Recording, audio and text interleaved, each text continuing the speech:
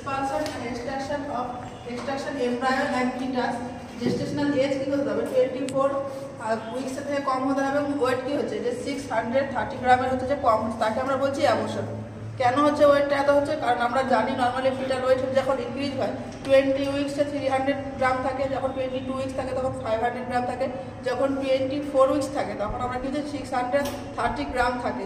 সেজন্য হচ্ছে এখানে যদি লেস দেন 24 উইকস থাকছে এবং হচ্ছে ওয়েটটা কত হচ্ছে যে লেস দেন হচ্ছে 630 গ্রামের কম থাকছে।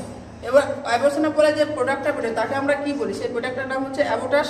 আর এখানে হচ্ছে যে আমরা কত থেকে 0 থেকে 2 উইকস পর্যন্ত আমরা জাইগোট বলছি, 2 to 8 উইকস পর্যন্ত এমব্রায়ো বলছি, যখন হচ্ছে 8 to হচ্ছে যে 40 উইকস থাকে তাকে আমরা ফিটাস বলছি।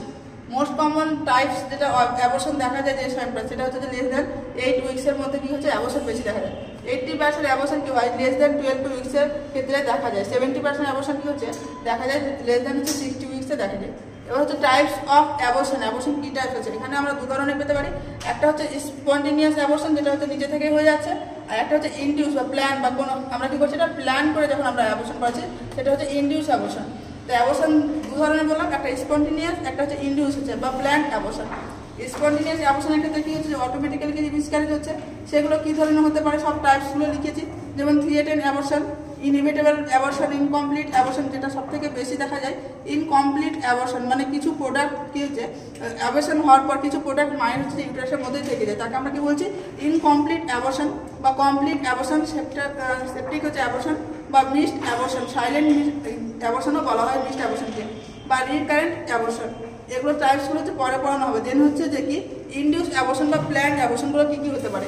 যখন আমরা হচ্ছে কোনো হচ্ছে যে কি প্রেগনেন্সি টার্মিনেট করছি legally, medical termination of pregnancy মানে যে এমটিপি অ্যাক্টের সাহায্যে কি করছি, এমটিপি দিয়ে আমরা যখন করছি তাকে আমরা লিগালি বলছি। আর একটা ইলিগালি হতে পারে যে কোনো ডক্টরের প্রেসক্রিপশন ছাড়া বা অ্যাডভাইস ছাড়া যখন হচ্ছে মেডিসিন ইনডিউস করছে। এটা কাদের ক্ষেত্রে আমরা করছি? যে সমস্ত হচ্ছে যেমন সাইকোলজিক্যাল প্রবলেম বা হচ্ছে যে কি কোনো কনজেনিটাল যদি অ্যাবনর্মালিটি থাকে বাচ্চার, বা হচ্ছে যে কোনো কার্ডিওলজির প্রবলেম থাকে মায়ের, সেক্ষেত্রে আমরা করছি ইনডিউস বা প্ল্যান অ্যাবর্শন করাচ্ছি। যে হচ্ছে কজেস অফ হচ্ছে বা ইটিওলজি কী হতে পারে? ফার্স্টে যেটা আসছে সেটা হচ্ছে যে জেনেটিক ফ্যাক্টরস বা হচ্ছে যে ক্রোমোজোমাল অ্যাবনর্মালিটি সব থেকে বেশি দেখা যায় যে অ্যাবর্শনের কজ। দেন হচ্ছে যে কি এন্ডোক্রাইনোলজিক্যাল হচ্ছে বা মেটাবলিক ফ্যাক্টর, এক্ষেত্রে কি দেখা যায় যে ডেফিসিয়েন্সি থাকে প্রোজেস্টেরন। আর প্রোজেস্টেরন কি হচ্ছে সিক্রেশন যদি পোর থাকে তাহলে এখানে কি হচ্ছে যে ইমপ্লান্টেশনে বাধা হয় বা প্রেগনেন্সি হচ্ছে পুরো কন্টিনিউ করতে বাধা। এক্ষেত্রে কি করা দেখা যায় অ্যাবর্শন দেখা যায়। বা সিভিয়ার জেস্টেশনাল ডায়াবেটিক মেলাইটাস, মা হচ্ছে যখন বেবি কনসেপ্ট করার পরে যদি প্রচুর পরিমাণ হচ্ছে ডায়াবেটিস থাকে সেক্ষেত্রে অ্যাবর্শন হয়। বা থাইরয়েড অ্যাবনর্মালিটি যেমন হচ্ছে হাইপোথাইরয়েডিজম বা হাইপারথাইরয়েডিজম থাকলে কি হচ্ছে অ্যাবর্শনের সম্ভাবনা থাকে। বা পিসিওডি পলিসিস্টিক ওভারিয়ান ডিজিজ থাকলে এক্ষেত্রে কি হয় যে পিসিওডি থাকলে হচ্ছে যে ইনক্রিজ হয় অ্যান্ড্রোজেন লেভেল হরমোন। অ্যান্ড্রোজেন হরমোনটা যখন ইনক্রিজ হয় তখন কি করে যে ইমপ্লান্টেশনে এমব্রায়োজেনেসিসকে কি করে এফেক্ট করে। ইমপ্লান্টেশন কখন হয়? যখন জায়গাটা হচ্ছে 6 ডেজের যখন হচ্ছে যে ইউটারাসের মধ্যে হচ্ছে ইমপ্লান্ট করে। দেন হচ্ছে ইনফেকশন হচ্ছে ম্যাটারনাল ইনফেকশন হতে পারে বা টর্চ ইনফেকশন বা auto immunity may cause. Auto immune means হচ্ছে যখন মায়ের হচ্ছে যে কি বডিকে যখন হচ্ছে যে মায়ের অর্গানি হচ্ছে কি ধ্বংস করছে তখন আমরা কি অটো ইমিউন ডিজিজ বলছি। বা এবি ইনকমপ্লিবিলিটি দেখা গেল হচ্ছে যে কি ওয়াইফের হচ্ছে যে কি ও নেগেটিভ ব্লাড গ্রুপ থাকছে, হাজব্যান্ডের যদি এ পজিটিভ থাকে সেখানে হচ্ছে অ্যাবর্শন হওয়ার সম্ভাবনা বেশি থাকে। দেন হচ্ছে এনভায়রনমেন্টাল ফ্যাক্টর, যদি হচ্ছে ফিমেল কি করছে যেখানে বসবাস করছে সেখানে কিছু প্রচুর পলিউটেড এনভায়রনমেন্ট থাকছে বা স্মোকিং অ্যালকোহল থাকছে বা ব্যাড লিভিং হ্যাবিটস থাকছে, সেক্ষেত্রে কি হচ্ছে যে অ্যাবর্শনের সম্ভাবনা থাকছে। আরেকটা যেটা মোস্ট কমন হচ্ছে ফ্যাক্টর যেটা হচ্ছে অ্যানাটমিক্যাল ফ্যাক্টর।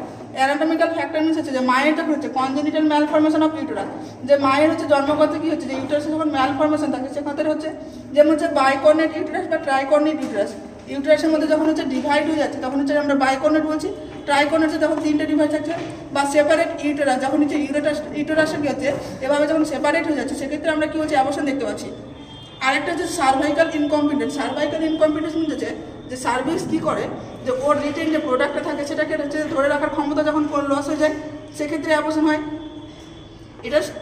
এটা সব থেকে বেশি দেখা যায় যে মোস্ট কমনলি কখন দেখা যায় রিকারেন্ট অ্যাবর্শন সেকেন্ড ট্রাইমেস্টারে কেন দেখা যায়? কারণ তখন যে প্রোডাক্টের ওয়েট কী হচ্ছে যে ইনক্রিজ হতে শুরু করে আর তখন কী করছে সার্ভিক্স কী করছে যে ওর লস করছে রিটেন করার ক্ষমতা, সেক্ষেত্রে হয়। তো আজকে হচ্ছে যে এগুলো হচ্ছে যে কজেস গেল। এবং অ্যাবর্শনের ক্ষেত্রে কী কী দেখা যায় ফার্স্ট ট্রাইমেস্টারে জন্য দেখা যায় যেগুলো করালাম। ফার্স্ট যেটা বলছে যে ক্রোমোজোমাল অ্যাবনর্মালিটির জন্য হচ্ছে, সেকেন্ড হচ্ছে এন্ডোক্রাইনোলজিক্যাল হচ্ছে বা মেটাবলিক ফ্যাক্টর জন্য হচ্ছে, 3 নম্বর যেটা বলছে ইনফেকশনের কজনের জন্য হচ্ছে। এগুলো কি হচ্ছে যে ফার্স্ট ট্রাইমেস্টারে যে অ্যাবর্শন হচ্ছে। সেকেন্ড ট্রাইমেস্টার যেটা মোস্ট কমনলি দেখা যায় কনজেনিটাল ম্যাটারনাল অ্যানোমালিটির জন্য হচ্ছে যে কি হয় বেশিরভাগ ক্ষেত্রে, বা ব্যাটার্নাল ইলনেসের জন্য কি হচ্ছে সেকেন্ড ট্রাইমেস্টারে অ্যাবর্শন দেখা যায়। তো আজকে এই পর্যন্ত।